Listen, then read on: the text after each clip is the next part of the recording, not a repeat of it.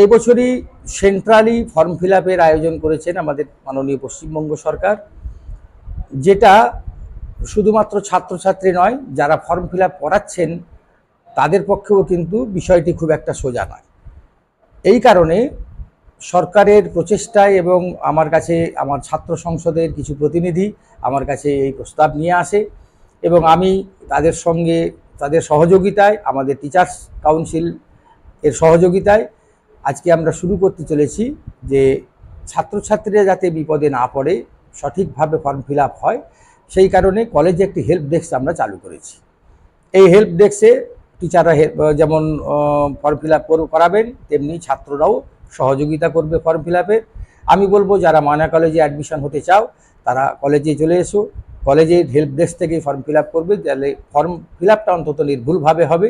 এবং শুধু তাই নয়, যেটা বাইরে তোমরা মিনিমাম 100 টাকা তো নেবেই প্রত্যেকে ফর্ম ফিল আপের জন্য, অবশ্যই প্রত্যেকে একটা খরচ আছে, কিন্তু কলেজে সেক্ষেত্রে আমরা এটি বিনা পয়সায় ছাত্রদের জন্য উদ্যোগ করে নিয়েছি।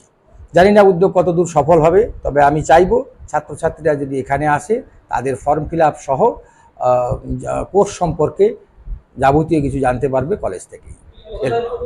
7 তারিখ পর্যন্ত আপাতত আমরা ফর্ম ফিল আপ চালু রাখছি গভর্নমেন্টের নিয়ম অনুযায়ী। তারপরে দেখব যদি চালু রাখা সম্ভব হয় তারপরে রাখবো। আপাতত 7 তারিখ পর্যন্ত চালু থাকবে। 11টা থেকে 4টা পর্যন্ত ফর্ম ফিল আপ হবে। যে কোনো ছাত্র এখানে এসে ফর্ম ফিল আপ করতেই পারে। বিশেষত ময়না কলেজে যারা ভর্তি হবে তাদেরকে আমি আমন্ত্রণ জানাবো এখানে এসে ফর্ম ফিল আপ করার জন্য। ডক্টর দিলীপ কুমার পণ্ডা, অধ্যক্ষ, ময়না কলেজ।